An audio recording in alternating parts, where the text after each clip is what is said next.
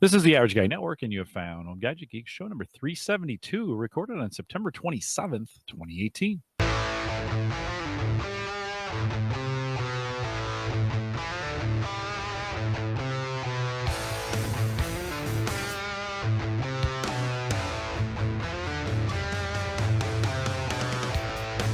Here at Home Gadget Geeks, we cover all the favorite tech gadgets that find their way. News, reviews, product updates, and conversation, all for the Average Tech Guy. I'm your host, Jim Collison, broadcasting live from the Average Guy.TV studios here in a beautiful fall Bellevue, Nebraska. And, of course, we post the show each week. This week, show notes, I'll try and keep track of them.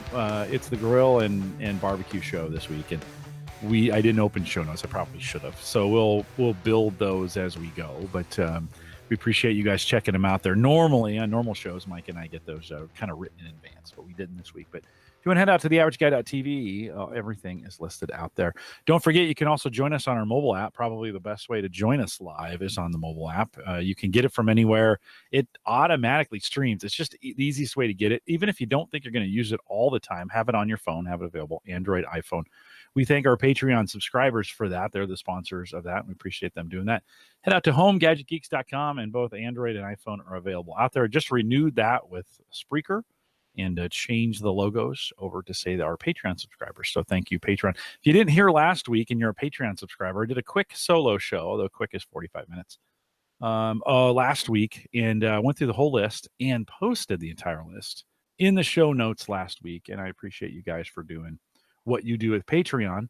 Don't forget, we're still gathering kind of the Home Gadget Geeks Fitbit group. If you want to get in there and get a sign, Mike Howard's got his Fitbit on, and you want to get in that Fitbit group, send me an email, jim@theaverageguy.tv, and I'll add you. A few of you have been doing that, and we've been slowly getting you in there. So supercharged, Mike, you and I, last week? Last week, yeah. We joined a group, we got on it, and we got after it, and it was pretty cool. Now, both you and I have been busy this week. I had to decline kind of the weekly challenge, but it seems like we get a weekly and a weekend, and it's a great way. I mean, it helps you stay active, right? I mean, you get out and you kind of track it. I enjoy the competition. I love seeing where everybody else is, so you can watch who's getting ahead of you, who you're pulling ahead of. And there's some late night antics that sometimes go on to make sure you end the day ahead. Not you. That's all me. No, it is probably you doing that. Oh, we know it's not Wieger. Mike, welcome back. Good to have you back after a week off. Yeah, it was good. Last week we had a fundraiser for the Dreamweaver Foundation here in Omaha, which does, they do dreams for seniors, for terminally ill seniors, which is kind of cool. You think of people at the end of their life and they get to have a dream before it's their time. So it was a lot of fun. So took the night off, but it's good to be back. I wish I could join the Fitbit group. You got me all excited. I know I need some new. I need some There's Apple. There's got to be a way to cross over on that thing, right? Isn't there some way to? Couldn't you feed doesn't Fitbit have an API to your Apple Watch? Oh, that's interesting. I wonder if the Apple app could pull from my health. I bet it can. What about something like MyFitnessPal? Yeah, but would that tie into the? It could. There's got to be a way. There's got to be a way. It takes them all together, right? Yeah, I think so. Well, we'll have to look into that. Competitions, because the new Watch OS and iOS 12 has competitions now. So I've been doing them with Hannah and my brother-in-law and my mother-in-law. Actually, we're all competing, but I want to join in on the fun with this one. Yeah, no, it'd be good to get you in there. Well, we'll figure out. Maybe the chat room can figure out during the show what's the right combination to get, the watch users on Fitbit. I'm sure by now there's an integration where you could drop those in there and get your Fitbit stats. So maybe we'll get that figured out during the show. Yeah. And then, of course, back in, if you shouldn't follow this guy on Facebook if you don't want to be hungry every second of the day, Mark Robson is back. Mark, welcome back. Thank you. Good to be back again. Good to have you. I am a little jealous of all the cooking programs that you take during the, seems like during the week and the weekends. You've got a great community up there that does a lot of that. I mean, they're always available. You're always at them. I don't know how you afford it all the time. Is it terribly expensive to do that stuff? Well, in Canadian dollars, it's $100, $125. So for you guys, it's what, 25? But not too bad. No, it's so the brisket class was 125 for two people, and you came home with half a brisket. Wow. Nice. Burger class was $80 Canadian, and these are all Canadian prices, right? So knock off a full third. Right. So The burger class I took about a month ago was $85, and these are licensed too, which means that while they're feeding you, they're giving you drink, giving you beer and wine. Yeah, good way to do it. Guys Night Out one was more expensive, about 125, but that was craft beer tasting, bourbon tasting, and then 3 hours of nonstop cooking. So that was, we did tomahawk steaks, we did ribs, we did. He actually brought in a chunk of cow and actually carved the tomahawk steaks off the cow, and then took the meat from between the ribs and made sliders out of them. And then I think he had 5 tomahawks, so about 15 pounds of steak. Wow. See, that would be cool to see, because I remember the first time, the first time I helped carve up a deer during deer season for hunting. That was one of the coolest parts, is like seeing how all the different parts of those steaks and the different things you always hear about and you cook, but you don't really, you don't know which part of the animal that comes from. It was a lot of fun to get into that part of the process. So I bet that was kind of cool to see him actually carve out those tomahawk steaks. It was, and it's a tomahawk was something I've been trying to get to for a while, and I actually just did one. The first weekend in September is called Labor Day for us, and is it Memorial Day for you guys? September? Yeah. Labor Day. No, still Labor Day for us. Okay, so Memorial Day is in May. So it's Labor Day weekend. I had some friends down, and we did a 3-pound tomahawk that I reverse seared. So 2.5 hours to cook it, and I wouldn't have done it if I hadn't taken his class. But even then, I didn't use his method to do it. And I talked to, there's 2 chefs that run it, and I talked to the older chef, and I saw the way he was doing it, and I said, I'm doing one this year, but I'm not going to do it that way. I told him I was going to do it, and the chef looks at me and goes, yeah. He said, you're doing it the right way. He said he's doing it for class, and it works, but the way you're going to do it is the right way. Nice. So, I've been cooking a lot more, or grilling. That's not really the right term, but maybe pan frying, using a cast iron for steak. Or chicken inside, and you have to turn the fan on to keep the smoke alarm from going off sometimes. But we've been doing a lot more with the HelloFresh stuff we've been doing. We've been doing a lot more of just doing that inside. Typically, I would have the meals would have been bigger, and I'd take it out to the grill. But for just 2 things of chicken or 2 steaks, put it in the cast iron. And I am so surprised at how good a steak is. Salt, pepper, a little olive oil in a pan. Like you don't have to be super fancy with it. You don't have to have a bunch of super fancy, and you can if you want to, but man, right out of the pan, super delicious. And Sarah even said to me, I cooked a couple steaks the other night. She's like, did you put anything else on this? Because HelloFresh is big on salt and pepper, right? That's their thing of choice. So that has been, I'm ready for the winter, Mark. I don't, even when it's cold and snowy out there, I think I've done a lot. I've done enough grilling or, cooking inside this summer that I'm ready to do my winter meats inside. I have been, one of the keys on the steak is just add a little bit of butter. I saw Gordon Ramsay do that. In a pan, you can do that. Yeah, in a pan. Right. Yeah. For a secret to steak, I'm about to post it in the chat group, but a secret in steak is to get this stuff called SPG from Sucklebuster's. And this stuff, they cannot keep it on the shelf in the barbecue store. Really? They get a whole shipment of this stuff in from these guys of like 25 or 30 different flavors of rubs and sauces. And this one disappears. Only 8 left. Oops, 7. Sucklebusters, if you couldn't understand Mark's Canadian accent, is what that Sucklebusters is what that is. Well, it has been a good summer of kind of indoor cooking for me, of kind of pan or cast iron grilling. Last night we made kind of a super fancy mac and cheese that had French bacon, and I forget what they call that, but they cubed their bacon instead of. Okay. And it's not quite all the bacon. It's not all the way to the bacon on the meat, but it's kind of between the ham and the bacon. Anyways, pancetta? That's what it is. There you Italian. go. Yeah, Italian. Thank you. And so it's cubed. And again, throw that in the pan. Let that kind of just go for 5 to 7 minutes. That seasons the pan real nice. Pull that off. We made the cheese sauce right back in that pan, and then added that back in. Boiled the noodles. It was a fancy noodle. I forget the name of that too. for that. Then mix that all together, and then take the whole cast iron pan and throw it in the oven at 450 for 5 to 7 minutes. And that, if you take mozzarella or even some Parmesan on top and let that go till it bubbles, and pull that out, oh my God, it's like a super fancy mac and cheese. Super good, super good. Yeah. So hold on, let me. What are you showing us? Yeah, you're doomed, Wieger. I hope you got a snack. I get so hungry. What do you got, Mark? You mentioned pancetta. Yeah. So that's 4 pizzas we made, and I think 2 of those have pancetta on them. Those pizzas look good. That was that was a new thing for me. I hadn't had that before, and 750 degrees. I'll buy again. And now, that's oven cooked? No. Okay. You can't get, this is 750 degrees, so you can't get your oven up that high. True. So how'd you do it? On my egg. Okay. But I got it so hot that it actually burnt the wooden handles off the ash pan. But it worked. That barbecue doesn't owe me nothing. That's been 5 years of cooking on that thing and abuse like that on a semi-regular basis.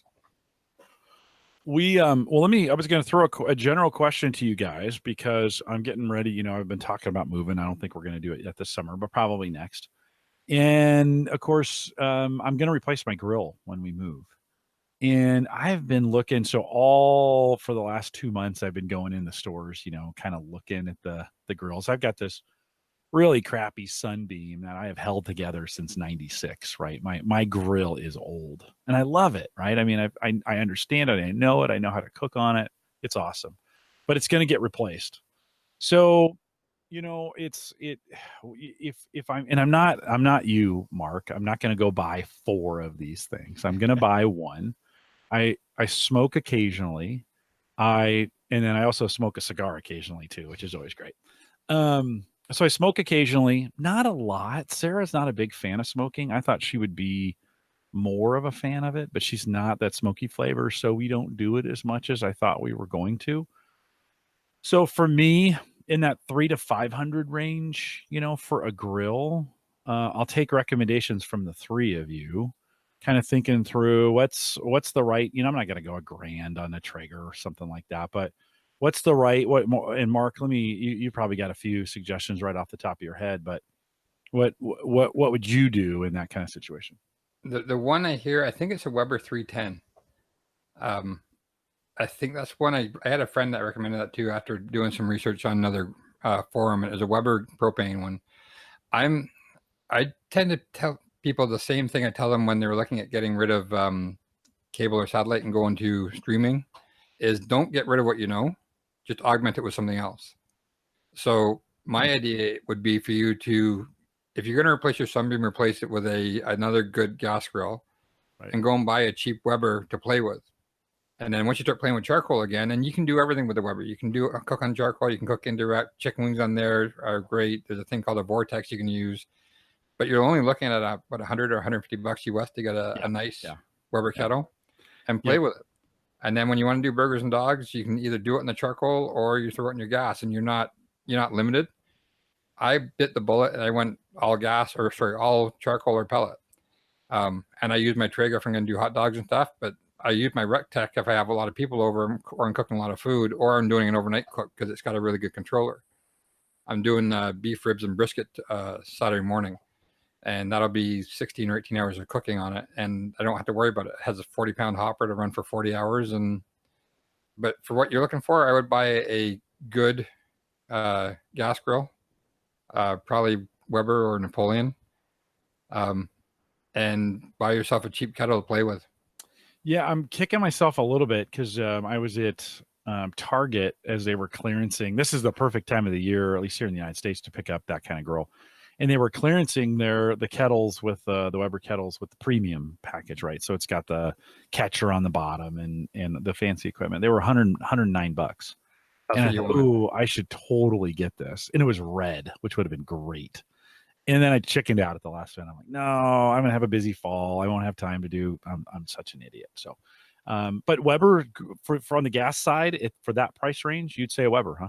That's from what I did some research for a friend of mine who was looking for a grill, and she went and bought one. It was about $900 Canadian, so $500-600 US, not on sale. Yeah, I can get find it right now. I got a I'll second 310. that one too. That Spirit, the Weber Spirit 310 is the one that my buddy and I were looking at. He actually ended up grabbing it, and he said it's the best grill he's owned. He loves it. I think I told you about that one too, Mike, in the spring. I think that's when I suggested it to him. Maybe that's why. Yeah. Yep. $4.99 right now. $4.99 US here on Amazon. Mike Howard. We're on Bobcat deals. Yeah, the Spirit 2 E310 is the one I'm looking at. The Weber. Okay. Spirit E310. That's the one I'm looking at. Yeah. Second version then. Mike It's Howard. it's been a while since I bought a grill. You know, I have. For me, I wouldn't get the Rectech because it's really a smoker. Like Mark was mentioning, I do most of my steak grilling and hamburgers on my gas grill, and really the Rectech is for longer smokes. I've done burgers on there and they're fine, they're good on there, but as a main cooker for stuff like that, I'll do it on the gas grill. And there's a lot of marketing play that people are trying to say that they're great for everything, right? It's not that you can't cook everything on them, but they're not. A seared burger on a charcoal grill to me is a better burger than trying to smoke it. And I'd agree.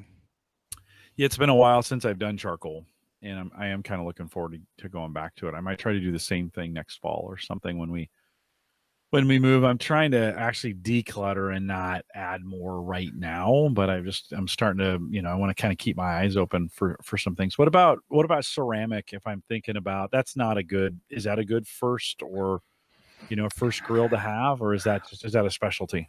I would ceramic and metal. You can group them all together. It's called Komodos. They're all the same style of cooking. The best bargain out there is that Acorn that Ken ended up buying, and it's what I started off with, and it does everything well. It's a bit of a small surface. It's about 18-inch grill on it. It's cast iron grill. You can do high heat. That's what I did the pizzas on. So you can do super high heat on it. You can do low and slow. You can get a PID controller for keeping temperatures up. But to my mind, you're still better off getting you can go for a Weber, and the one I was looking at was a Weber Genesis 310. It looks a little different from the Spirit. Okay. Genesis, I think, is more like $1,000. It's 900 Canadian. Yeah. The Spirit, I think, is one step down from it. I think Genesis is the next step up. But as far as a charcoal grill, there's nothing wrong with an Acorn Komodo, and you can find them. You can find them on clearance at Walmart for like $100 sometimes. They're lighter than a ceramic. The only downside is you want to put a cover on it, but I got 5 years out of mine and things still going strong. Okay. I was at Menards and they had them, and I was like, oh, and I think it was the Acorn brand too. I was like, and they were clearancing them. And so I was kind of like, well, so okay, well, that's perfect. You've given me some. I'm gonna look at the Weber line. I keep my eyes open for something and kind of see what in that 310 line. The Spirit line, and I think it's a little smaller, a little bit cheaper. The Genesis line, a little bit larger, a little bit more expensive, at least new. Probably we're talking $700. So that's a little bit on the price point there. I'll keep my eyes open. If you're going to go with charcoal too, I mean, you could always go with one of the cheaper. So Green Mountain is a cheaper version of the Traeger, or even one of the smaller Traegers. And then you would have, if you were already going to get the charcoal, you would have a charcoal option, and then you'd also be able to get into the smoking if you wanted to, because you can get one of the smaller Green Mountains for the same price as that Spirit too. And so you do charcoal on those? On what? On the Green Mountain? No, but I mean, if he was gonna get, I think Jim, you had said you might even just get both, right? You get a charcoal. I was thinking I'd get just a Weber, a kettle, at $100, at $100, find one for $100 somewhere, and then have that would be my charcoal option, and then replace the Sunbeam with something else. Right. Yeah, whatever that is. I actually like the Green Mountains more than Traeger. Do you? Yeah, and actually, there's a Rectech now has a smaller line too, which is getting good reviews. Yeah, I love my Green Mountain. I just wish the hopper was a little bit bigger. It's the only thing I wish. 40-pound hopper on the Rectech. That's awesome. I don't even know what mine is, but it's got to be small. 40 it's about pounds. 20. Yeah, 40 pounds. I wake up to that beep, the really high pitched beep. I can just hear it because I put the smoker right outside our bedroom window, so I can hear it. 40 pounds. That's a lot of pellets. It does about a pound per hour. So you can You can do it 40 hours of cooking, but like, so we have a long weekend in August, beginning of August. I did 16 hours one night and 15 hours the next, back-to-back cooks. Yeah. All on one hopper, huh? On one hopper. Actually, Wow. I filled up after the second day, but after the first day, but you couldn't tell. Like it was the hopper down 3 inches. So Wow. I put a 20-pound bag in 3 inches. Mike Howard, what's the longest you've ever smoked? The longest I think is 18 hours. I did a roast, not a roast, a pork butt for 18 hours. I think it was. Nice. And I had this, I had the RecTech 680 that Mark's talking about with the 40-pound hopper. And yeah, I never gotten close to run out. And, if you haven't looked at it in 40 hours, you're probably doing something wrong. So you can go out there, and if it does run a little low, you can put more in there. Yeah. That's all weekend. You're out there. And I've also done something where, maybe the first part of the smoke, you want to get a certain flavor on the meat. So you're maybe going really low, and on the RecTech, even doing something where they call extreme smoke, where it's doing some more smoke. And I might put one flavor of wood pellet in there that's going to give it a little bit stronger flavor. And then, because I was running short on that pellet, and then put on top of that some other pellets I'm ready to burn these. I don't care. And that's later on, the meat's not going to get as much of that smoke flavor. So I'll let that burn for the rest of the burn. It's a good way to do it. I got to say the RecTech, like I bought my RecTech is 5 years old and I bought it used from somebody else. They have had the best customer service out of anybody I've ever dealt with on any product. They blew me away with the level of support on a 5-year-old grill. They came up with a new controller and it was selling out. They were selling them Wednesdays at noon and they would sell out in literally 3 minutes. Still sold out. They're still sold out. Yeah. I went there tonight to buy it, and it's not shipping until end of October. So they're releasing like say 20 or 30 a week. Some people are saying they're releasing 200 a week, but they're releasing X number a week, and it's so that they can keep the support calls down when people install them. So I called them up and I said, I tried buying it online. I had it in my cart, but because I'm from Canada, I can't do an online purchase. So the guy said, no problem. Call this person. He'll help you out. So I called him up and I said, the guy says, how can I help you? I said, well, I want a controller, but I don't think I can get one because I'm not on the list. And the guy says, no, it says that's taken care of. You get one of those. You had to pay for it, but you're getting one. I said, okay, well, I'm also looking for a new drip pan. He says, well, that's a warranty item. Well, anybody who knows these smokers, it's a can that catches grease on the outside. Like, to have that as a warranty item is Insane. fantastic. And then I said, well, my igniter seized up in the fire pot, so I couldn't get it out. So I need to buy a new fire pot, but I want to upgrade to the new one. He says, well, that's a warranty item too. If it's seized up, we're going to replace that under warranty. But because you're buying the new one, the different style, we'll just give you a discount off of that one. And then I said, I want a new RTD. My RTD wasn't failed, but I figure if I'm buying everything else, I'll just get an RTD because I got to pay duty when it comes across the border. Mm-hmm. And the guy says, oh, RTD, that's a warranty item too. Like, okay. So they gave me $60 worth of parts for free on a grill that I bought used from somebody else that they don't know the history of. And then when it came in, it was missing the temperature probes. So I called the guy back up and I said, okay, well, I'm missing the probes. He said, don't worry, we'll take care of it. I said, I want to buy a hat. He goes, oh, which hat? So I tell him, he goes, okay, but because we forgot to give you the probes, we're going to give you the hat for free. So $60 or $70 for the parts for free on and apparently this is not the only time they've done that. These guys are people order parts and all of a sudden they'll get 6 or 7 rubs with the part just because like it's nice. It's a really nice. They really look after their people, the customers. When I bought mine, Mark, they're South Georgia. I drove down there because I didn't want to have to pay for shipping or whatever, and I wanted it right away. So I drove down there and picked it up, and got to go in their office and see the warehouse full of these things, and super helpful, super nice. We went and sat down in the office with somebody and talked it all through about what I wanted, and they helped me with the purchase, and then loaded it in my truck and took off with it. So I can get a RecTech RT700 bundle, Wi-Fi enabled portable wood pellet grill, built-in meat probes, stainless steel, 40-pound hopper, 6-year warranty, hot flash ceramic ignition system, $1,500, but free shipping. That's what I have. Is that what you got? Well, I have the 680, which is the same thing with my upgrades. It's identical thing except it's red cover instead of black. So I turned my 680 into the 700 with this new controller and the new fire pot. Wieger, how about a $1,500 grill? Are you in? I mean, mine was 800. Oh, okay. But so no, probably not 1500. But I was just, I love my Green Mountain. The one thing I was gonna ask, so I don't know if you guys, so as these things start to age, the one thing I've noticed with mine is that smoke will start to seep out, you know, maybe around where the door closes, or just around the outside, or up by the hinges. For mine, have you guys done any sort of? Do you guys ever do any sealant around No. on the outside? No. The way I look at it, my egg is pretty much airtight. Like you can shut off the fire, and same with my Weber, you can shut the fire off without just by cutting the air off on it. A smoker makes smoke when smoke leaves the chamber. So I'm not worried about any of the smoke evaporating or escaping because it has more smoke coming behind it and drawing draft back out of it. And if you look at the guys like Franklin Barbecue and all those guys, there's no sealant at all in those things. There's like 1/8 gaps around the doors. They don't care. The smoke just goes in and it goes back out again. If it was something that you're concerned about the heat, yeah, you could do it. And there's guys that put kits on them. But my smoker is the thing is a holy mess to begin with. Like they're designed to have a lot of leaks in them, just to let the air go through and the smoke out.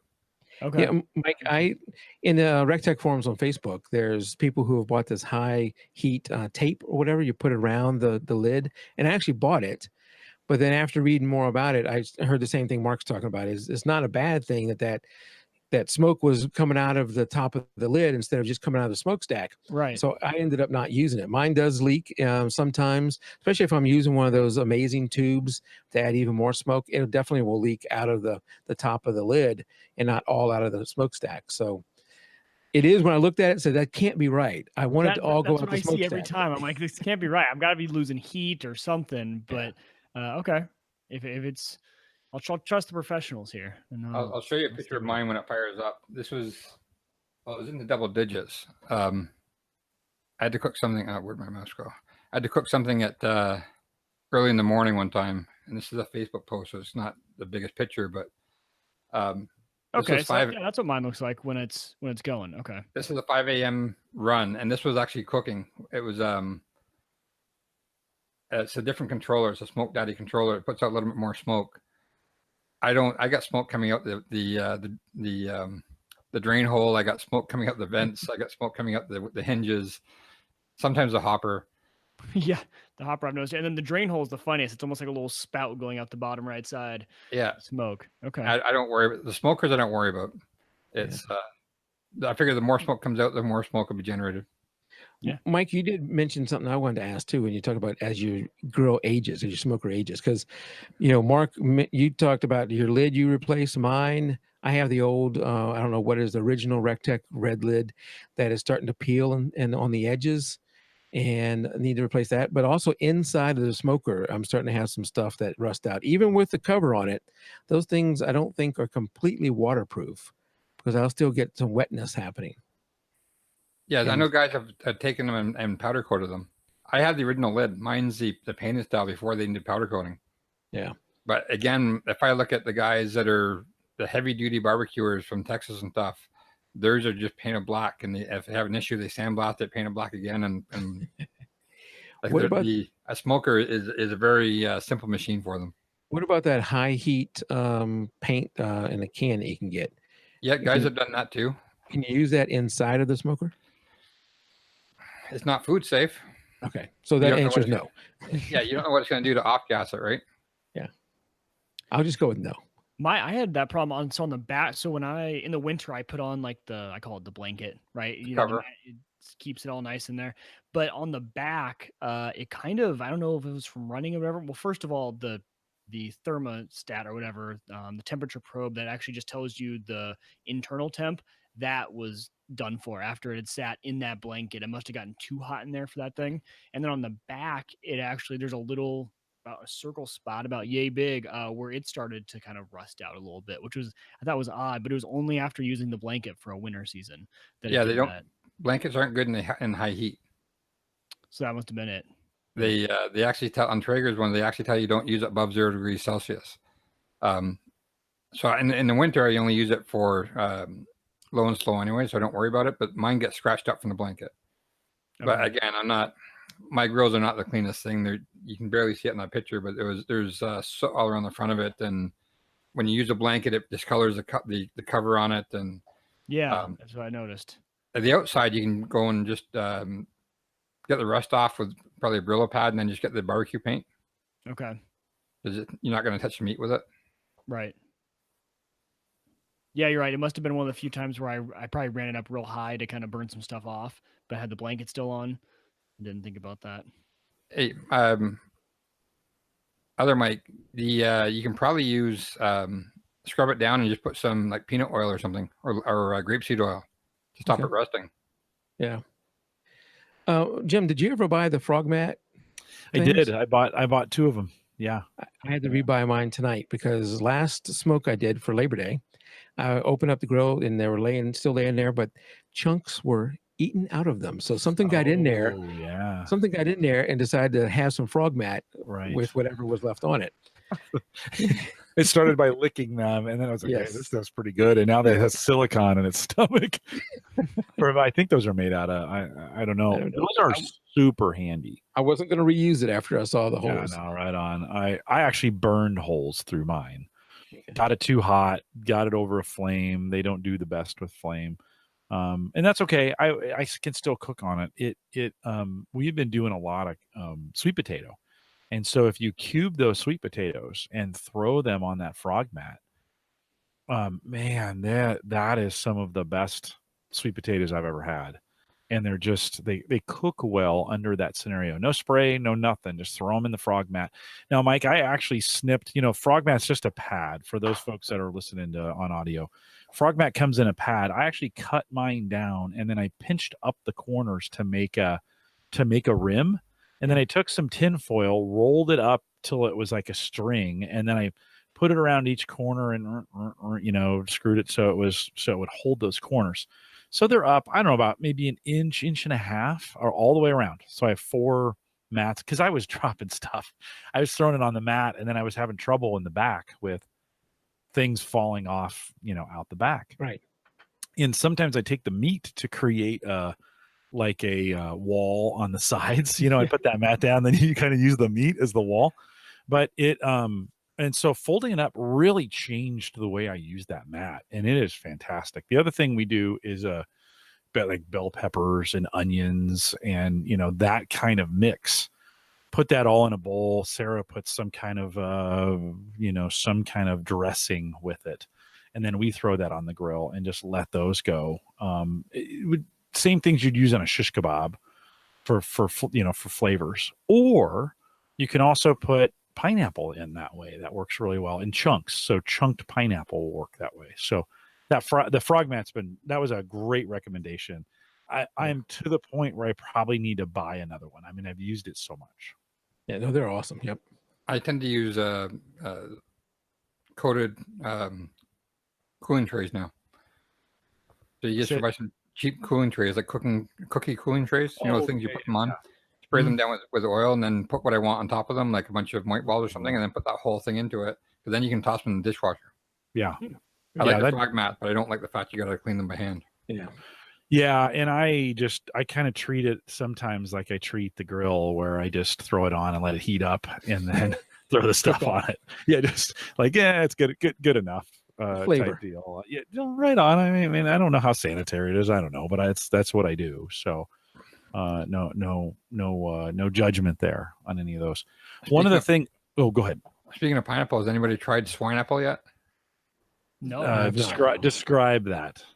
So you core out a pineapple, and you stuff it with seasoned chunks of pork meat, like pork shoulder, and then you cook the whole thing inside the pineapple. So when you carve it open, that sounds good. Now I've done the other thing where we've done chops. We get these big, thick chops, and I'll actually. So we've got that Pampered Chef pineapple core, which. Like, if you guys have anybody core their own pineapples? I have never done that. Never done this? Okay, so Pampered Chef, they've got them all over the place. It's just a plastic cylinder that's got a long cylinder on it, and it's got a little blade on it, a little plastic blade. It doesn't even need to be very sharp. And you put it on top, you cut the top of the pineapple, bottom of the pineapple off, and then you put it on the top and you just spin it in. And it spins around and completely cores your pineapple out for you. Well, it does a spiral cut. And then all you have to do is take your knife. So you pull it out. The core is in the center of that plastic piece. So you pop that out and throw it away. Although if you are ever going to infuse, and I need to do this, if you're ever going to infuse water with pineapple, that would be the way to do it. That core is juicy. It's just you would never eat it, but man, it would transfer. on it. You just kind of gnaw on it. Yeah. And so you, oh, there we go. Well, Mark, we'll talk about that here in just a second. So you pop the core out, and then it leaves you this perfectly round, Mark, and I think this is kind of what you're talking about, this perfectly round cylinder cleaned out of the pineapple. And you could just, in this case, like what Mark's talking about, you just stuff that full of pork, put it on the grill, and let that thing slow cook for a while and do pretty well. I just take a knife then, and I just slice that into quarters. So I get these long quarters of rind. They're rind on the outside and pineapple, again, juicy pineapple on the inside. So instead of putting the pineapples on top of the pork chops when we're grilling them, I throw those rinds on top. And it keeps it moist and pineapple-y, and for chops, it is pretty amazing. And I can get 8 pretty thick toppers for these out of a single pineapple. So you could do 8 pieces of meat that way. So that has been one of my favorite things to do in the summer. It works well. Mark, what are you showing? So this is that swineapple. So it's sort of what you said. It's a cored pineapple, but then they also wrap it in bacon, and then you slow cook it. Ooh, the wrapped in bacon part. That sounds Wrapped in bacon. Then you put the pork loin or whatever inside the. Yeah, pork tenderloin, sort of slivers of pork tenderloin that you season, and you stuff it inside it, and you cook the whole thing together. Yeah, that looks awesome. That's one of the things I want to try next year. There are some fancy ones on pineapple cores that are on Amazon, but let me see if I can find one that you can, like I said, you can get them from anywhere. Pampered Chef. Let's see. Let me take this. I've seen them before, but the ones I've seen are also they pull the whole pineapple at the same time. Yeah, you screw them in, and then they go through, and then you can suck it out or push it through. Yeah. And then the core is in the center. Here's a good example. Let me share my screen really quick with you guys. So here's a good example of what that what that piece looks like. And then the top, that gray button, you just pull that in, and the top comes off, and inside there is the pineapple core. And you would just push that through with a knife or whatever to get it out, and then I like to do it right into the bowl. So get a nice bowl, then put the pineapple in the bowl, because they're super juicy, right? So spin that thing till it's all the way through, pull it out, pull it through. You've got this spiral pineapple thing, and then just take a knife and just slice it down the side, or or quarter it or half it, and it's all the juices there, and it makes it super easy to do pineapple. So any time of the year, at least here in Nebraska, we can get pretty good pineapple most time of the year, and you can cut your own fresh pineapple. And I'm not going to lie, I can't stop eating it once I start. Like it. Oh, I love pineapple. Yeah. It goes on everything, and you can add it into everything. One of the things I've been doing, if I just take a single slice, go out and just put them straight on the grill and let those things char on one side, right? Flip them over. Get a little bit on the other, but get one side kind of charred. Then bring them back in and put them in the fridge so that the sugars come back in. You don't want to eat them warm. They're not as good warm. Get them cold again, and then serve those things. Man, the kids eat that stuff like it's candy. And you can also put brown sugar on it. Yes. Oh, yeah. There you go. No, it's a good way to do that. And that'll caramelize, right? It caramelizes those sugars in there, and it's super good. So that's a quick thing you can do for me. As you're warming up the grill, you can throw that pineapple on there early and kind of get, as the grill's getting going, get those things cooked, throw them back in the bowl, throw them in the fridge, cook your stuff. And then by the time all that's done and you're coming back in, those pineapples have cooled down to a manageable temperature. So, cause you want them cold. I've had cold. It's so weird, because one time I cooked them when I was first trying these out. I cooked them, and I pulled them off hot, and I ate one, and you're like, oh, this is awful. But once they get cold, they're fine. And so there's another. Go ahead, Mike. I'll have to try that. That sounds awesome. Yeah, I love it's- pineapple. It's really good. And that little core, like I said, I think we got ours from Pampered Chef. But those you can find them just about anywhere, and they're pretty cheap. Get the plastic ones. I've not been adventuring too much with my cooking. I know Mark has done a lot, but I've been sticking to the ones I know or semi know. The pork butts, the brisket every now and then, which I haven't perfected, ribs, which I love the ribs, whole chickens and chicken wings.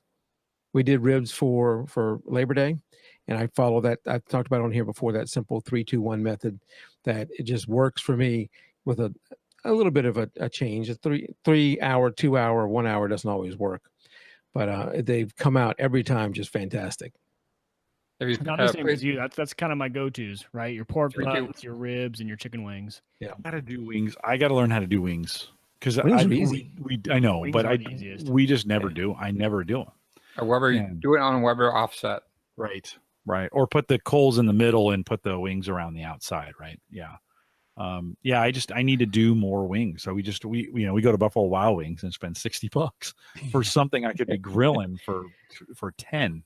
Yeah, I just go to Walmart or Kroger or Publix, whatever, buy the frozen bag. You thaw them out, and then I will usually brine them for a while to get a little bit of flavor in there, and then just cook them. Yeah, I got to a do more smoker. wings. What are you showing, Mark? That's beef ribs. I've been playing a lot with beef ribs this year. Oh wow! I've tried beef ribs, but the ones I get always have so much fat in there. Yeah, you need to find. So I'm going to show it. I'll close this one down. I'll put up another one. But those are beef short ribs. I'm going to find.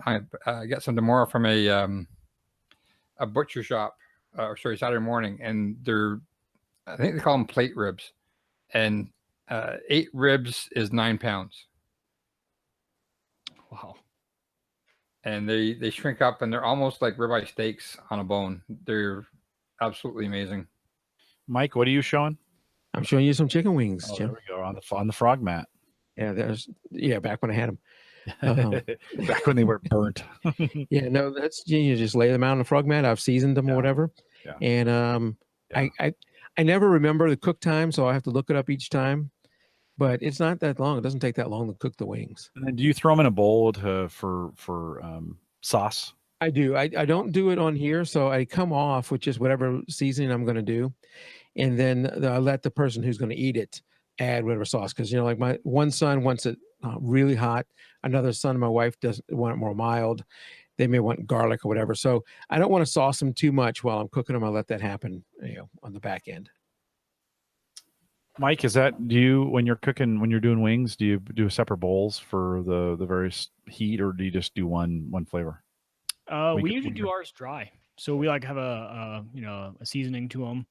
So I'll put them, before I do it, I'll put them in a bowl, put a little bit of olive oil in there, put the seasoning in, and then close the bowl up and shake it and get that all over everything. And then we'll put them out so we're not, we don't do the wet sauce on them too much. I should. I just never have. Yeah, that would be great. Mark, what are you showing now? These are beef ribs. So I'll see if it actually works through the slide.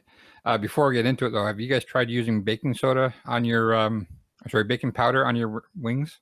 No, what does that do? No. It makes them crispy like they came out of a fryer. Really? Really? So just coat them first in baking powder? Gotta be baking powder. You can't use soda. I found that out the hard way. Okay. Okay. So you it's baking powder and a rub of your choice. Okay. And you let them dry. You put it on it and then toss them in the fridge and let them sit there uncovered for about 2 or 3 hours. Okay. And then put more on it again, and then you cook them on the grill. And the combination of the fat and the baking powder and the rub makes them taste like they actually came out of a fryer. Interesting. Dry. I came in second on a rib contest or a wing contest this summer, and the only reason I lost was they were a little too hot. But one of the guys said, did you fry these first before you barbecued them? And no, these are just strictly barbecued. Yeah. So there's the Cookful, which is a site, says how to cook crispy wings that are so crispy, and they recommend that just exactly what you said. If you use that baking powder. Right? Use baking powder, they'll come out really crispy. So Mark, what are you showing again? So these are beef ribs. So what you're seeing in the picture is 9 pounds of ribs, 8 bones, 9 pounds. And that's what they looked like when they first went in. That's what they look like after cooking for 7 hours. So you can actually see how much they shrank. Yeah. How much are And- beef ribs? Pretty expensive. For 9 pounds, I'm going to pay 45 Canadian. Okay, that's not as bad as I thought. But I'm buying them from directly from a butcher. Okay. So Which is that's the right way to get meat, by the way. Yeah, and this Yeah. guy's a commercial butcher. They do deliveries to restaurants, but he actually opened up a counter now, so a customer service counter, so you can go in on the weekend and buy Wagyu beef and high end ribs, and so that's what they look like when they got cooked up. Man, you're right. That is like a sirloin on a bone. Yeah, and then what I did with those was I carved off the meat off the bone and served them like steaks. So we had a couple nights of steaks, and then the pieces that weren't big enough, I made into fajitas. Oh my God. Okay, now I'm hungry. Yeah, I know. I wasn't That Mark, you pushed me over the top. I was getting hungry with the wings. Mike, you were showing something. Mike Howard, you were showing something a second ago. Did you want to come back to that? Yeah. Was that Brian? It was. We probably talked about this before, but Mark, you showed us that one beer can thing. Rubber we can use. cooker. Yeah, that works really good. You don't necessarily have to brine your chicken, but I still do occasionally if you want some, extra juicy chicken. And it's real simple to brine. I just put it in, about 6 hours, Mark, or so, 6 to 8 hours. You don't want to over brine it. A little bit of some salt in the water, whatever seasoning you want, and and put it in the fridge. You want it cold, and it will suck up some of that juice. And be even more brining is an art. You guys have been talking about it. It's going to be one of those things that it takes me a while to learn. That's the way I am. I need to do about 8 shows, and then I'm like, hey, I should actually try this, and do something. I'm in the same boat. There's a really simple recipe. I think it's called Kitten Cal, KITTENCAL, and she's just brown sugar, salt, and peppercorns and water. Yeah. Yeah. Mike, what are you showing, Mike Howard? The end result of that chicken. Oh man. Looks terrible. Man, that looks good. I had 2 peanut butter and jelly sandwiches for dinner tonight. That's looking pretty good. I had cereal. We're doing a barbecue show, and we have the pulled worst pork. dinners. Oh, Yes. you did? I Mike did. did. I had to prep for the show. Not to put you over the top, but can you see that picture? Yeah. Oh yeah. Oh man. So that was 3-pound tomahawks. So I bought one of those it was a dinner for 4. It lasted us 6 meals. So we got dinner for 4 plus 2. So it was 3 pounds a piece. I bought one. I smoked it for 2 hours at 180 degrees. And that's what it looked like after 2 hours. And then I tossed it right on the coals. So no grill, no. Yeah. You're just you're just searing it, right? Just searing it, just to finish it off. You can put it directly on the coals. Yeah, it's called caveman style. Caveman. Yeah. Stephen Doesn't Reichland come off with loves any, that. all No. the- And then what ends up happening is anything that sticks to it, I have a video and you can actually see it, but videos don't play well. Whatever does stick to it turns into gravy. Like it just becomes like a beautiful coating on it. So that's a finished product before it got cooked. It was just sitting there resting. And that was a finished product sliced up with a very nice bottle of wine. What are you putting it? What plate are you putting it on? Looks like you're even professionally plating. It was a platter that we got just for doing. I ain't got a race car. It's a platter we picked up for doing meat. So it's a cheap plastic platter. I think it was $3. Okay, no, it looks good. It looks like a high-end plate, but it's does. sort of antique-looking plastic platter. So a tomahawk is a rib, right? And then It's a rib steak with the bone on it. Yeah. But is it the sirloin that's on the end, or what's on the end? Ribeye. Ribeye. Okay. So you can get better value. It's definitely a presentation bone or a presentation steak. Right. But this was like that bottle of wine we'd had in the basement for 2 years. That was an expensive bottle that. Oop, I'm losing you, Mark. Yeah. See if we get him back here. While we're getting Mark back, Mike, what are you showing? Wieger. Oh, just more wings to get you. More wings on the. Oh yeah, those look like they're toward the end. They're done. They look good. Yeah, looking that's right good. towards the end there. And see, that's what I've been finding too. Is the one thing that I've been trying to play with is really knowing which sides are which for my hot sides of my grill, right?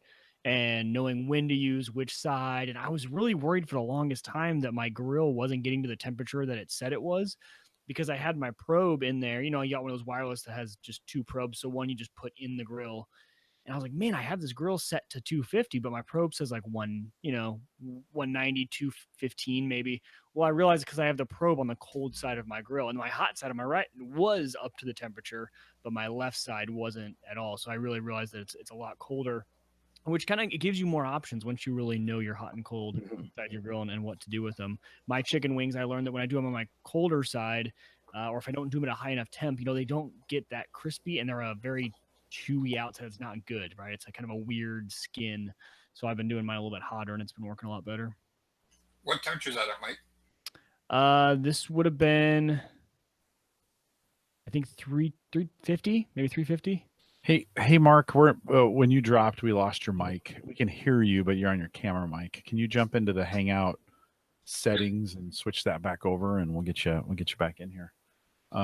While you're doing that, we'll take a little break from the food. And this year, we've been trying to spend more time on the deck, and so I've been trying out the different tiki torch stuff. And I don't want the tiki torches, like those are ugly. So I've been trying different. I tried wine bottles, right? They have all these kits on Amazon. I'll throw a link in the show notes on where you can buy the kits, and it's really just a metal or a brass that's got an O-ring that fits in the top of a bottle, right? A beer bottle or wine. Those are both the same size. And then you fill the bottles with the tiki torch fluid. Put these wicks in there and light them.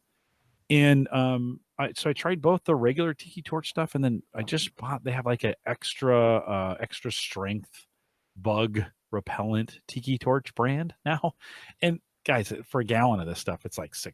It's not terribly expensive, right? I think that's what I got at Walmart. Well, we filled those things up, and I think it is worth it to get the extra repellent brand on the tiki torch fluid, because we sat out there and it's just Nebraska. So, and we've had a lot of rain. Yeah. So it's been real buggy. It's super buggy out there, Mike. And I sat out there all night, a few bites. I put a little bit of mosquito repellent on my legs, just because that's where they come up through the deck, right? And that's where they get you. But one of the cool things I did, I tried a bottle of wine first, and I have a dragon's milk here, which I wouldn't use because it's got the paper. It's got the paper thing, and that gets a little grungy after it's been outside. They recommend you take that off, but I wasn't a big fan of that. We've been drinking a lot of Guinness, and Guinness kind of has an all-in-one kind of integrated, almost painted on look. And man, those Guinness, so the 12-ounce bottles, those Guinness made really, really cool tiki torches for the deck. So I had 6 of them. I bought 6 of those wicks for $9 maybe. And the fuel was $6 at Walmart, and filled those babies up, and we put them on the patio, and it was great. And I asked the kids, I'm like, what do you guys think of this? And I'm like, we love this. This is awesome. Guinness seems to be the right container to have that in. The other container that the mouth was a little bit bigger that I wanted to use, so I have to find the right fitting for it, is so Captain Morgan makes a cannon blast. I don't know. And they make different kinds. They have an apple version, a watermelon version, and a regular version. They've probably bumped much more, but it looks just like a round ball. And those two have a painted on label to them, and those age a little bit. That paint kind of ages as it sits outside, and it makes it kind of changes into some really cool colors as you have it out there. I've got to find the right thing, but we put one out, and those would also make really stable, like tiki torches or torches that you could burn right off your deck. Where are you placing these on the deck? On the railing and stuff? On the table, on the railings. Yeah, just around us. You're not worried about them falling off and starting to fire? No, not while we're there. Okay. When in the evenings, when we're done, blow them out, and I put them down on the deck and put them in a corner. I stack them all together so they don't fall down. But no, during the meals and such, we just have them out there, and they make really easy, movable tiki torches, so to speak. Cool. And so, that has been a really fun thing to do. Don't cheap out on the wicks. I think getting good wicks is kind of important. You'll have a better experience that way. But the first set I already burned out. I lit them on Sunday, and I came in the house and forgot they they had a little bit, just a little bit of oil left in them, and I burned the oil all the way off. So I'll need to refill those again. I have a little blue funnel. Is that right? Yeah, funnel that I used to put oil in my mower. That makes a great little thing to put the oil in on the bottles. So great way to reuse the bottles. Again, this is Dragon's Milk, but you could use. I prefer the the Guinness bottles. Those make really creative. You could do a bunch of them out on the deck, and man, Mike, it kept the bugs out. So I was. Well, that's what I would be interested in because we've always tried the off-brand or whatever candles that you can put out there, and they just don't work very well. So I'd be love to put some of those around. No, it worked out really, really well. I'm also not, and Mike Howard, maybe you do this too when you're out there. I'm not. I have been known to spray the yard maybe once or twice in the summer, just with the mosquito stuff to kind of knock it down a little bit. I know that's not the greatest thing for the environment, but works pretty well that way. Yeah, here in Atlanta, we get tons of bugs too, so I need to give that a try. Yeah, get the extra strength Tiki. It's made to the Tiki brand and is specifically bug repellent. Yeah, give that a try in your area. It has just made sitting on the deck a little bit more enjoyable. Yeah. And so for us, we'll grill. I'll grill out there. We'll come in and have dinner inside, but then the kids want to go out and smoke cigars, on the deck afterwards. Well, now here in Atlanta, we're heading into the fall, and the temperatures are starting to get a little better. I think today we're in the mid 80s. Although it was raining most of the day, but the weather's getting better, and during that time we may even eat dinner out on the deck. Mm-hmm. I'm not a big fan. I don't know why, but I'm just not a big fan of eating out there. I don't know. Mike, do you guys you have a really nice kind of patio area. Are you guys eating out there at all? Yeah, all the time. Okay. Yep. Yeah. It's a little bit harder with the boys, because they need to be in a high chair and a chair, so we don't do it as much as we used to. But yeah, we use it all the time. Yeah, Mark, do you guys stay inside most of the time, or you eating out much outside? We tend to eat outside when we have guests over, more often than if it's just two of us. It was a hot summer this summer. Like it was the cold we had in the winter was replaced by stupid heat for about 3 or 4 weeks. We're getting down to I think when I went to the UK last week and we were down to just above zero. So it's getting into cooler weather now. So. Yeah. But now we're getting rain, so it's just one of the other. And tornadoes, right? Yeah, that was. Glad you're safe. Was 5 kilometers from the house. Yeah, glad you're safe. I watched that video today. That was crazy. That's just crazy. Mark, do you any extra when you think about being outside from eating or enjoying the evening or a drink outside? I'm thinking of installing some, kind of Wi-Fi enabled lights underneath the deck, maybe strip lights like Hue. I think Hue makes some of those, or there's a Philips brand. Do you guys go ahead? You can get those Wi-Fi outdoor outlets up here. So Wink enabled outlets. So you can plug whatever light you want into it. Oh, okay. Now I'm wired. My deck is completely wired. So I've got 2 outlets ready for lighting. You can plug this into it. Yeah. Right. This is a plug-in, like one of those outdoor lighting posts. Okay. Yeah. Well, I was thinking I would get a unit outdoor rated that I could just plug in, and then I would, it would be Wi-Fi controlled through the unit as well. Mike, Mike Howard, do you have anything out on any lighting? I don't. I've always wanted to do some outdoor lighting on the deck because I built my deck myself and I like it. So I've always wanted to do that, but I've never done it.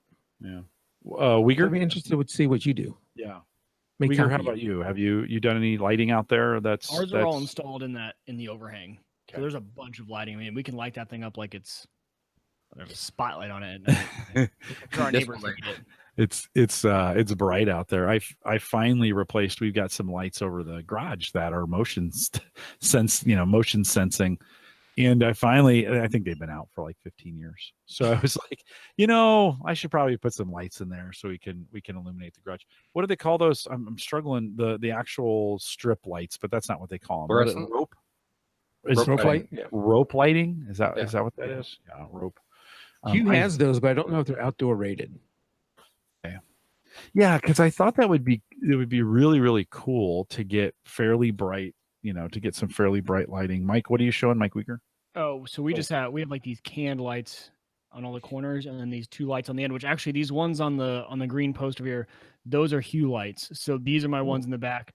Everything else I keep off unless we're out there. But the hue lights out here, these turn on at night just to have some light out there for security purposes and stuff like that. And then up top, since this is covered, there's a fan with one more light kind of up top. Works out pretty Dude, well. if I lived closer, I'd be at your house every night. I love that outdoor. Yeah, I'd be like, hey, you go in. You're okay. We'll hang out here. Yeah. I'll see you later, Mike. I know Well, you he's gotta like, go. hey, I got to put the kids to bed. I'm like, oh, that's okay. We're good. We'll see I'll ourselves. let myself out. Yeah. No, yeah, it's great. We bought the house for that backyard, and we can be out there when it's pouring rain because it's all covered, and it's a lot of fun. It's probably awesome to be out there when it's pouring rain. Oh, it's yeah, I love it because the sound and it's nice and cool, and it's a lot of fun. Other Jim wants to know if there's any Wi-Fi enabled tiki torches. How cool would that be? You could light it on your app, right? You would hit the app. It'd have a electronic ignition, and you'd write it on the app. Mark, what are you showing? Outdoor rated, controllable rope light. Okay. And what's the price on? Well, those are Canadian dollars, so it'll be it'll be $1 million. That's Amazon.com. Okay. That's US. $24. $24, $25 for some, yeah. For 15 feet. I think 15. Okay, yeah, that'd be about right. I've got 2 spots. One is it's 8 feet, but I could go down and back. And then one spot is 2 runs of 8. So that'd be perfect. You have to send me that link, Mark, would you? Yep.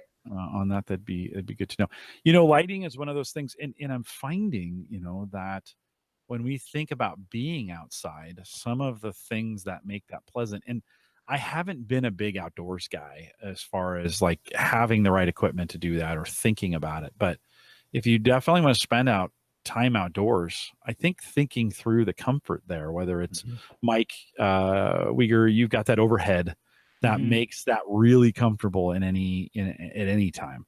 I've had to kind of think through leaf management. We've got 2 big trees that are just they're just dirty, like they're just shedding things whether it's sticks or leaves or whatever.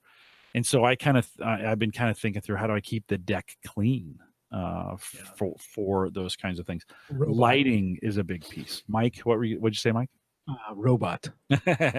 Well, yeah, a robot deck cleaner. That would be, maybe that's after the robot lawnmower. Blocking sun is so I go in 3 orders. There's 3 things I've decided that like when we move, because this house we're gonna need to expand just space wise because the actual house is not very big at all. So we have more kids, but blocking the sun, so being able to sit out there and not get a sunburn. And then number 2 is, I think it's a furniture too, right? Having a comfortable place to sit is always, if you want to spend time out there.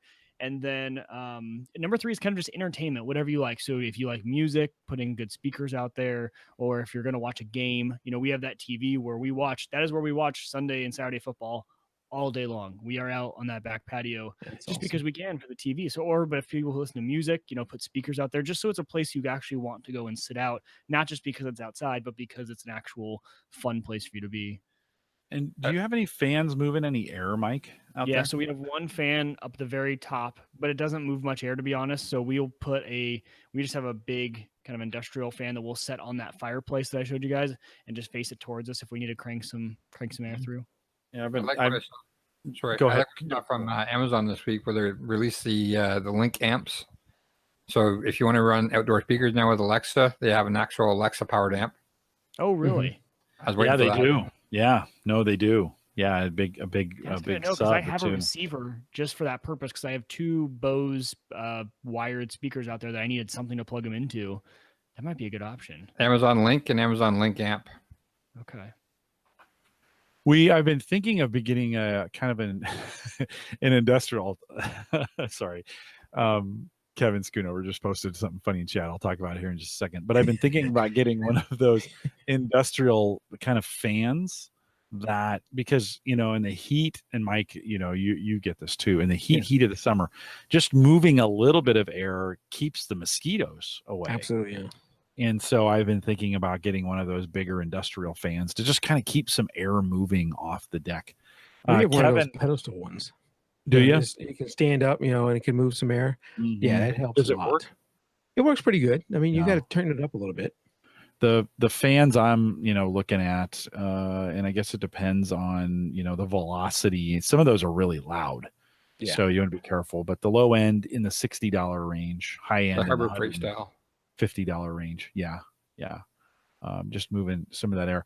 Kevin had put in the chat, he said, I can take care of that tree. And he sent us a link to a Husqvarna chainsaw. Oh, I'll be honest. I need to, trees are a double-edged sword because here the sun, in the middle of summer, having those trees around the house really saves me on energy. And it just consumes a lot of that. And I do a lot to keep it off the house. But I even had one grow on the side of the house that I let stay because the evening sun just bakes the side of my house. And so wanted a tree to kind of consume some of that heat, and it's worked out really well.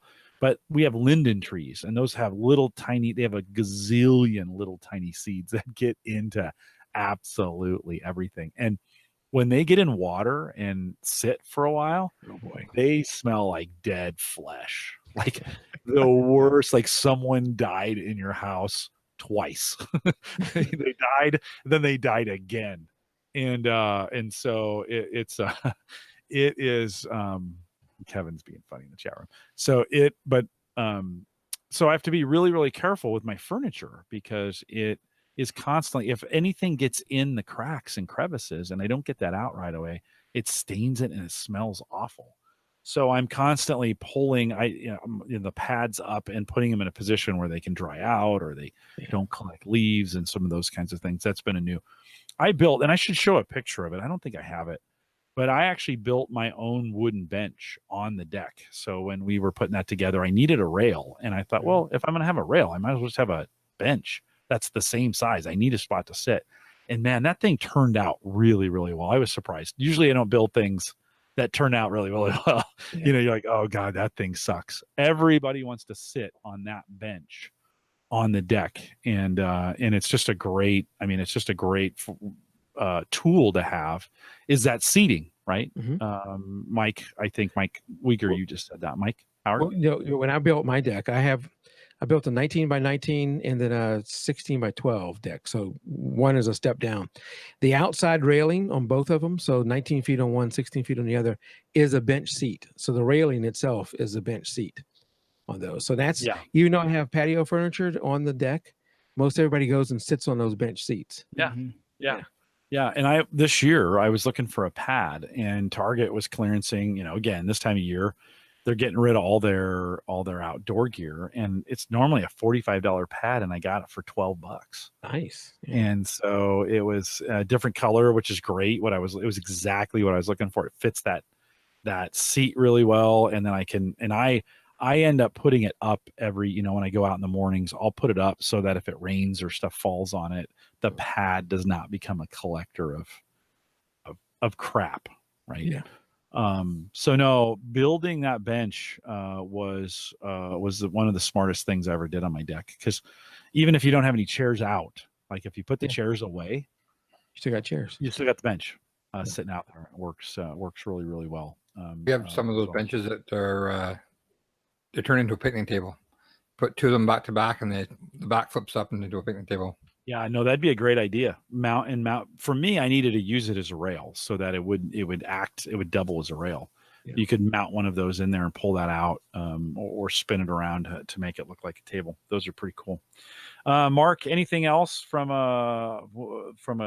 pictures to show us? I know you probably have a gazillion, so we could go for a while. But what else do you got? Hungry.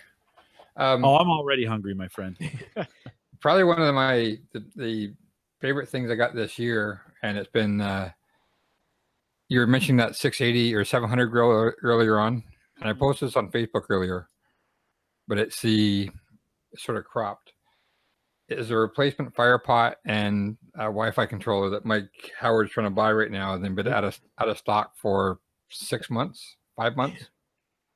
Yep, still out of stock.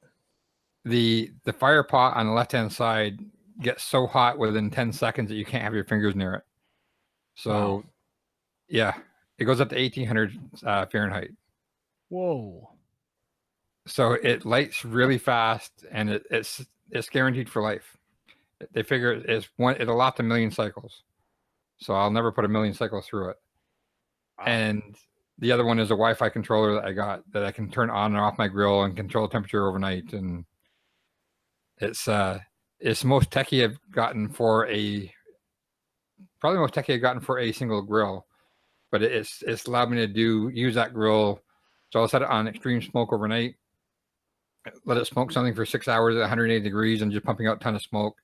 Then wake up, look at my phone, turn it to 250 and let it smoke for another 12 hours. Yeah, I can't wait to get that. I know. I wish I would have gone with the Wi-Fi version of the Green Mountain. You can upgrade yours though, can't you? I probably could. I just haven't To change looked the into it. controller out? Yeah. I wonder how much that is. Well, this controller right now, they're blowing them out at $100 a piece. And then when the original batch is done, they'll be $200. But what I like about RecTech is with those two parts, I basically have their newest grill on my patio. Right. So the only thing I'm missing is a different colored lid, which I don't really care about. Yeah, I checked it tonight before the show, and they were still out. Well, I think, Mark, unless you've got something super compelling, we have a few odds and ends to pick up here at the end of the show. Mark, anything else? The only thing I would say is if people are interested in barbecue is to look for your local barbecue shops and see if they're offering courses. Like I've taken courses at 2 different stores, and the second store I'm taking actually has a full setup with 6 or 8 grills on at a time, and the course is there to promote the hobby. Yeah. Yeah. No, right on. And they're not expensive. Typically, they're not expensive. Wieger, we've been talking about trying to get together, getting the wives together. We ought to do a class together. That's what I was thinking. Go to the Hub, right? The Helping You barbecue place. I'm sure they have a we gotta. That would be a good way to do it and get that done. It is a good way to do it. And I think for most listeners, you've got something going on in your city. Just figure out what that is if you want to get into it. Start with something small, by the way. If grilling is new to you and you're intimidated by it or whatever, and you're like, man, I'd like to do more, start with one thing. Like get good at one thing. Burgers are an easy thing to start with and get good at. Right? And chicken's pretty good. Chicken's pretty good too. Yeah, I'm a big burger fan. I think those are pretty easy, and there's a lot of variations of things you can do with those. To make it good, and you can just get to know your grill a little bit. If you don't have a grill, pick up a cheap one. Right, and we're here to help. Yeah, no, right on. The Facebook group is there to help. Yeah, I'd love to have some more grill conversations in that Facebook group for sure. So, Mike, you had mentioned, we'll shift gears here towards the end. We got a few little short stories to pull up. iOS 12 is out. We talked about that 2 weeks ago. I didn't know this was coming until you said something, but last grass. Oh, that's in Colorado. Canada next month. Talk about it before I make a total fool of myself. Yeah, so with iOS 12 on iPhones and iPads, you've been able to use the iCloud keychain to store your passwords on your iOS devices. But for most of us, I didn't use that at all because I used LastPass for everything. But on some of my phones, I just got kind of used to plugging in my passwords and things like that. So what they did with iOS 12, though, is that they allow you to use any other third-party password manager as the autofill for not only in Safari, but in actual apps. So you fire up the Facebook app, you need to log in, and you can now use your LastPass credentials to do that. And it's the same process. It doesn't even launch LastPass in the background. It is the same exact system. And if you have with the iPhone 10 or newer, it uses Face ID. So it's almost like you don't even realize that you're using LastPass, but you are, which is great. The one thing I would suggest is to probably just turn off. So when you open up so this is under settings. And then if you go to passwords and accounts, and then autofill passwords, you'll see allow filling from, and you can choose LastPass or 1Password, whichever one you use. And then I just unchecked iCloud Keychain just to make sure that all those passwords are only flowing through LastPass. But I did the same, and I tried it when as soon as I got home, because you mentioned it in the Facebook group, or at least in our chat, and I'm like, oh, seriously? Because this has always been a big hang up for me. True, yeah, Just it's passwords. been one of the biggest hangups. Yeah, no, it works pretty well. So that's exciting. Do you know why? I mean, the Apple always protected that space because they didn't want other apps compromising, apps compromising other apps, so to speak. Do you have any idea why they can do this now, and where they didn't used to be able to do it in the past?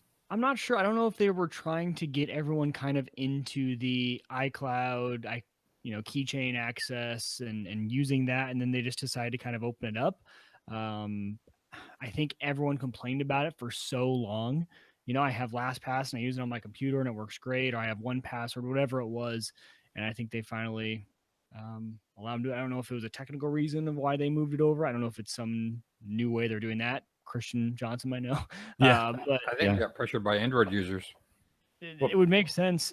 I mean, it makes sense that we can now use these password managers across all of our devices. And I love that they just built it in too, right? It's not, you don't need to do anything different. So it works out really well. You can also go for it. It was the same thing with the keyboards, right? They didn't let you use anybody else's keyboard, but now you can use SwiftKey. Yeah, they did that a while ago. I think maybe that was iOS 11 or 10. Yeah, but that was another one of the ones that, like Android, it was a huge thing on Android. You could change keyboards out, and Apple's like, no, we're good with ours. And eventually they allowed another keyboards in. They're doing the same thing now with password managers. Yep, exactly. I think it's more of a trend that we're seeing them go towards.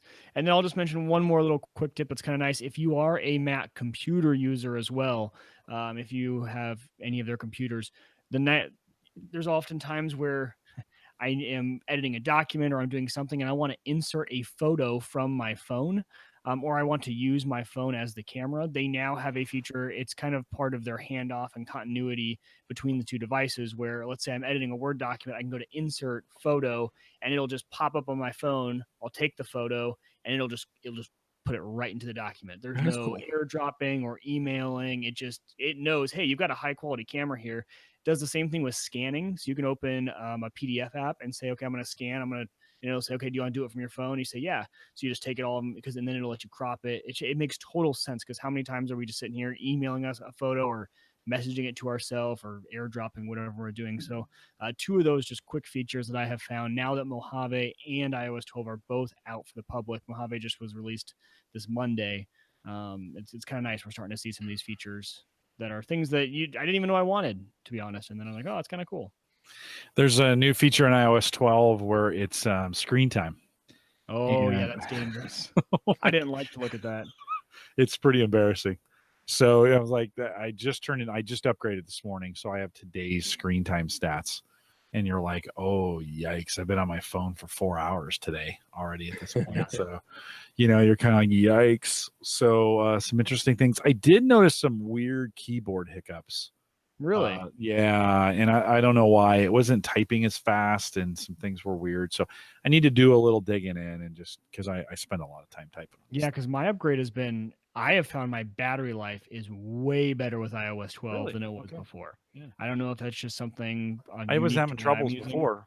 So, and I wasn't having trouble before. I have a newer phone, but I've just noticed it's been even better, noticeably better on my phone. Before the show, Mark was having some UPS problems, and that reminded me that I moved podcast studios at Gallup this week. So I'd been in a big conference room up on a floor that when I moved in 4 years ago or 5 years ago, it was kind of weird to think how long I'd been in that room.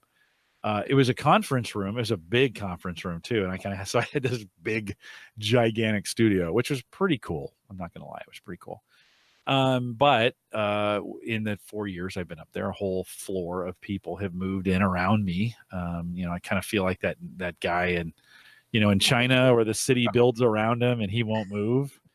And so the facilities guy came to me this week. It was like, hey, could we find you a new studio? And I'm like, oh, I think it's time. So I moved. But a UPS that I'd had in there forever that worked perfectly As soon as I powered it down, and perfectly is probably not the right word. As soon as I powered it down and moved it, it would not come back up again. I mean, it was deader than a doornail. And I think I probably had that UPS for 4 years. Looks great, never moved. It has sat literally in the same spot for 4 years. Yeah, so it looks great, but the batteries are done.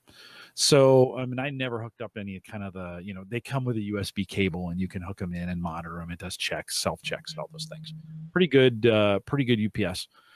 So it's pretty great at work. I took it to the help desk and put it on the desk. They gave me a brand new one in replacement of that, said, here you go, and took it down to the office. It was a reminder, though, that if you have UPSs, you probably should be checking them at least once a year to make sure they're doing the job of doing whatever you need them to do. In most cases, I use a UPS for mostly brownouts. If we're going to have a big power outage over the summer, it's not going to power my stuff very long. Maybe I can shut some stuff down.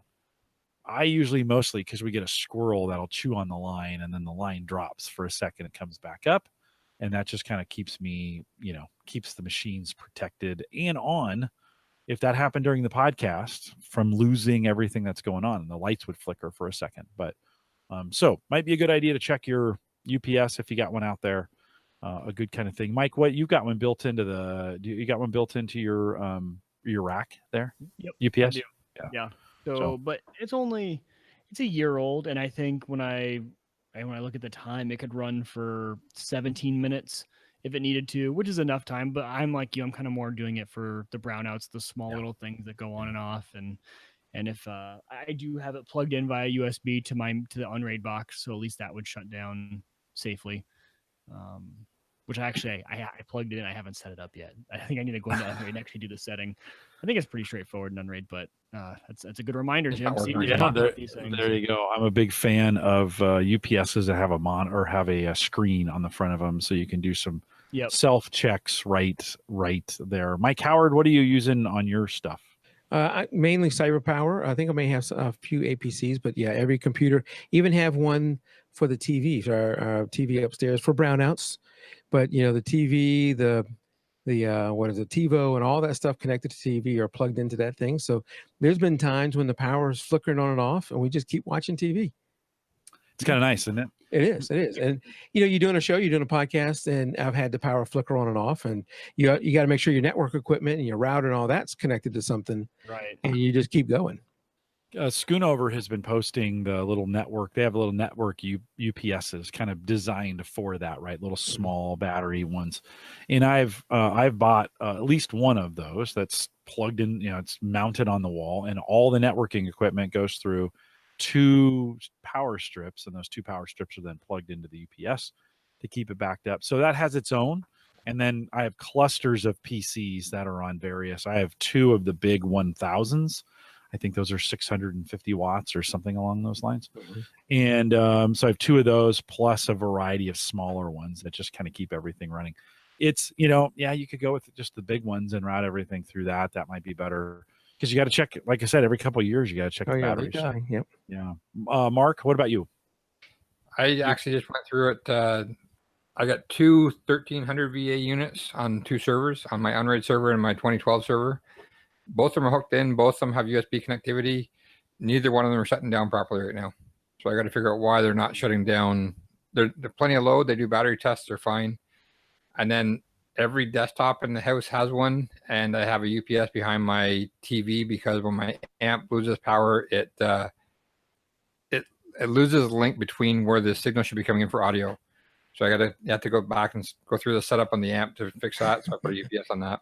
There you go. And that kept power through we were up for 22 hours when we lost power with that tornado. And because there's no draw on the UPS, it kept the settings. So did it beep at you the whole time? No, the upstairs one didn't beep at all. Okay. The downstairs one beeped till they ran out of power. Mm-hmm.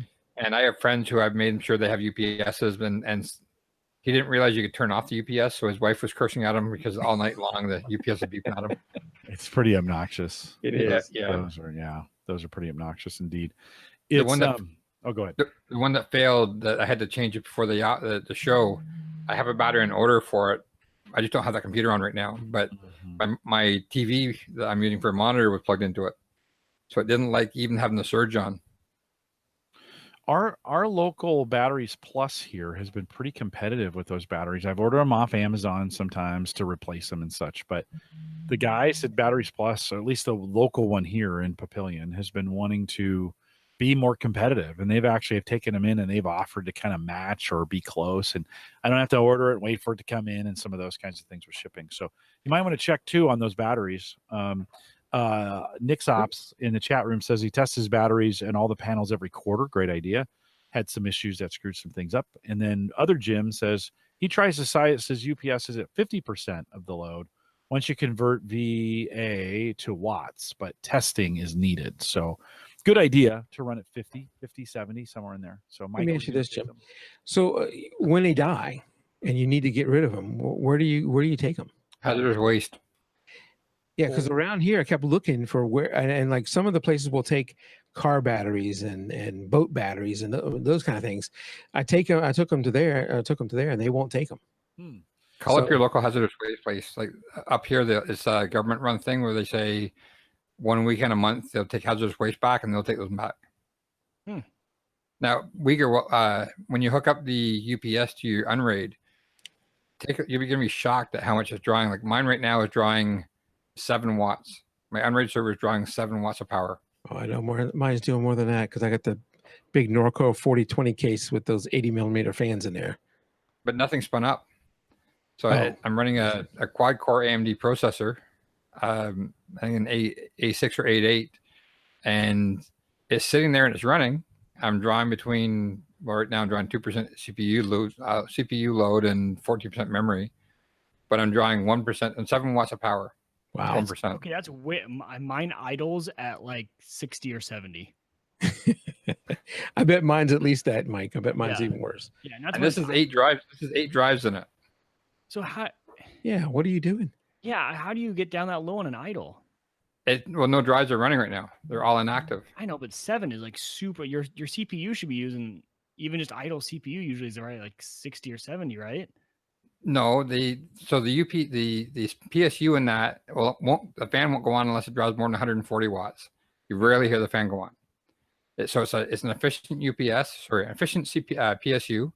The CPU itself is not anything crazy. It's a quad core A6 or A8, but it's measuring 7 watts. Wow, that's incredible. That is incredible. I wish mine was like that because mine needs power quite a bit. At full load with all the drives spun up, I think it draws 55 or 60 watts. Oh wow. See, like when mine's transcoding Plex or doing that sort of stuff, it's up at 120, 130. So I've got a i7 in there, a 4300 or something like that. An older one, an older i7. Kevin says in the chat room, back to the battery recycling, you have to check into this. Best Buy might be one of those. They have a recycling program at Best Buy. They actually have the best recycling program that I know for electronics. I don't know if they'll take UPS batteries because that's a little bit different than they'll definitely take like your standard batteries that you put in, A, AA, AAA, those smaller ones, batteries that come on phones and stuff like that. I don't know if they'll come. Yeah, that kind of stuff, Mike. Yeah, I don't know if they officially take the bigger UPS batteries. I'll try them. That's good. That's a good tip. Yeah. They're called sealed lead acid. Sealed lead acid. I was just going to throw them in a creek out back. Well, make them as a retainer. You got to get a creek out back. Yeah. I just put them in my fireplace. It kind of makes a cool sound. There you go. Outdoor fireplace, though. Yeah, sure. Yeah. It's colorful flames like those logs that you buy, where they have the you get real close, you kind of get lightheaded. They pop hydrogen. Yikes. Yikes. Do not try this at home. Well, with that, we will probably went long on the show, so we will probably not do much on the crypto side tonight. But we want to thank you guys if you've listened this far, both live, and actually most people are still out there live. Or if you're listening to the recorded version you made this far, thanks for doing that. This is always one of my favorite shows. We do this twice a year, once in the spring, once in the fall. It's just always my most favorite show. No matter what we do or how we do it, we structure it differently every time. Never the same. If you want to go back, and by the way, the information is super evergreen. So if you ever want to, like, if you want to go back to the spring show, I looked that up today, and that was back in March, I think March or April. If you want to go back to the past shows, it's not like this barbecue and grill stuff changes all that often. So you can get some great advice. We went through some great recipes.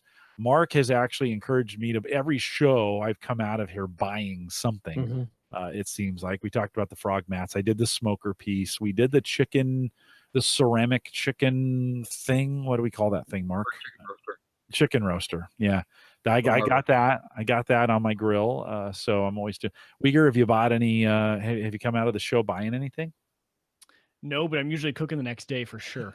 I know. It's Friday. So grilling, get out on your grill. At least if you're listening over the weekend, get out on your grill and get something done. Don't forget, we want to thank everyone who supports the show through Patreon. We really, really appreciate it. That's going to help as we start building this robot lawnmower. So don't, if you want to get involved or you want to help the show, head out to theaverageguy.tv/Patreon. We'll get that done, and just a great way to support it. You can do as a buck. You can, if you want to send me an email, you got suggestions, you got ideas, you want to help Mike recycle his batteries, you can send me an email, jim@theaverageguy.tv. If you got some ideas. Actually, this week, I got a bunch of email, more than I've ever gotten in a single week. Once I started this robot lawnmower thing, Mike Wieger, like all of a sudden, I'm starting to get some emails. Schoonover sent me a super handy one that's got the wheels I think I need. We're going to need to do some, yeah, we're going to need to do some front wheel things. Okay. And then somebody sent me email this week that said, if you're going to buy a $160 3D printer, it's not going to work. So good. Okay. Well, I like those kinds of, this is great. Love this kind of stuff. Keep bringing it. Send me an email, jim@theaverageguy.tv. Try and get back to you as I can, or sometimes you're just sending me notes, and that's okay as well. But keep sending those. If you want to join, we mentioned the Facebook group. If you want to join that Facebook group, theaverageguy.tv/Facebook is probably the right way to go to get that done. I'll take you right to the group. Ask to be in. You'll get in. Deals, great conversations, any kind of questions you want. Nicest guys on the planet, and some gals too. Come out there, and guys, you guys may not know this, but there's a couple lurkers, gal lurkers, who are watching what we do out there. So thanks for being appropriate out there as we do that as well. Don't forget the AverageGuy.tv platform, both web and media hosting, powered by Maple Grove Partners. If you're thinking about doing anything on the web, plans start at $10 a month. You can't do it really any cheaper unless you're doing GoDaddy, and that's not great. So head over to maplegrovepartners.com, check them out, and Christian appreciates that. And like I said, great service, and everything you see here, both web and media hosting, powered by them as well. And Christian and Gary do a great job getting that done. Don't forget, download the app. Just have it on your phone, have it available, have it ready. That way, if you're on the road and you want to listen to us live, it is the easiest way to listen to us live. So get that done as well. Newsletters in full swing every week. I send you something, not a lot, but I send you something. We have a new events page. So theaverageguy.tv/events. So if you want to know what's coming up, you would have known that this was the grill show tonight. And so sign up for that newsletter, theaverageguy.tv/newsletter. We'll get that done. And I still got a bunch every week. I collect more. I got plenty of HelloFresh coupons right here. They're just free, waiting for you to contact me. I get nothing out of this. But if you haven't tried HelloFresh, we did the salmon, Mike, this last week. We did salmon, and oh my God, it was so good. I think you've got me convinced. I think I'm going to give it a shot. Dude, it was so good. Just let me know so you get a coupon on this thing. Yeah, a couple of you have done that. I like to hear how it goes. It's tough with kids. Let's be honest. Yeah. Because it's fancy food. It is fancy food. And kids aren't necessarily fancy. Right. And so, although mac and cheese, we had this fancy mac and cheese that was pretty damn good. So, don't tell the kids it's fancy. Just hey, this is really crappy. It took me 10 seconds to make it. See, Emmett just wants to eat whatever we're eating. And and he has he doesn't ask for fancy food, but he doesn't mind eating it. He'll eat whatever we're eating. So, he might go for it. Give it a try. I've got coupons basically that makes it free for the first week, and then cancel it if you want afterwards. But give it a try. It is a great way. Like I said, we did the salmon.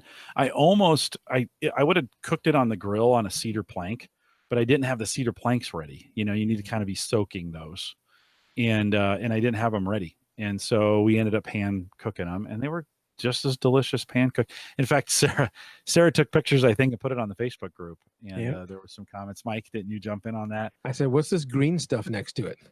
It had some green beans and sesame seeds that were super good. I was like, God, this food in a really good jasmine rice. And I'm like, man, food has taste. You can do salmon on the grill without the plank. Well, I know, but Indirect. Yeah. On a Weber. Yeah. But I didn't have a Weber, and I was a little behind on time. But I've been wanting to. We're gonna Mike Wieger, where are you buying your meat these days? Where do you guys go to buy meat here in town? Usually Hy-Vee. I've done Just Good Meats a few times. Have you tried Fairway for their meat? You've mentioned it. I haven't been there yet. You got to get over there and give that a try. But we're gonna go get some salmon here. Sarah wants to try, after inspired by this HelloFresh meal, to get. Jim, some I sent salmon. I tagged you in a Facebook post about a place in Oklahoma a while ago. Omaha, you mean? Yeah, sorry, Omaha. Yeah. For meat. Yeah. No, I got that. Yeah. Well, and this Fairway place here in town is they have a really good meat market, and they may be building a new facility literally a mile from me. And I was like, oh my God, I'll be there every night, just staring at the meat counter. Can I get you anything, sir? Nope. Just browsing. Just This new place opened up. That's the consumer portal to the meat distributor. They have 3 42-inch TVs as soon as you walk in, and they show you all the stuff that they have for sale that day. And then you order it through iPad, and then bring it out from the back freezer to your car. Oh Wow. So you walk in, you say, they got Wagyu brisket. I'll take some of that, and I'll take some burger beef, and I'll take some beef ribs, and I'll take some. But you buy, like last time I bought ribs, it was 5 pounds of ribs in a box. See, that's just I get carried away. I go in there, and all of a sudden I have more meat than I have more meat than I can possibly ever cook in my lifetime. It's never cheap. You always walk out spending. It's like Costco. It's a $200 store. Fairway has really good prices, and so it and then if you shop the sales, you can get some really great meat. I'm gonna have to try those. What did you call that? Where you have the rib on the bone? On the bone. What do they call that? Tomahawk steaks. Tomahawk steaks. I'm gonna have to try that. But they're $15 a pound Canadian. Yeah. Well, I mean, but it's okay. I'm gonna only get 2, so we'll Sarah and I will try those. The kids are gone, so we'll do that on a Saturday night. Well, yeah, one steak will do 3 or 4 meals, right? It was 3.5 pounds of meat, or 3.5 pounds of steak. Yeah. No. Right on. Okay, we better finish. We are live every Thursday, 8 p.m. Central, 9 Eastern. The grill show always goes long. That's just what we do. But if you're joining us for the first time tonight, we normally go about an hour and 20 minutes, which isn't all that much shorter. But we have a good time out here. Love if you join us for the first time or you're listening for the first time. Thanks for doing that. We love to have you a part of our community, and just jump in here. It's the most fun that we have during the week, and a great group of men and women who put this together. And I appreciate you guys being out there and being appropriate, because it means a lot when you have a great community that hangs out together. We'll hang out for a little bit of post show if you're listening live. With that, we'll say goodbye.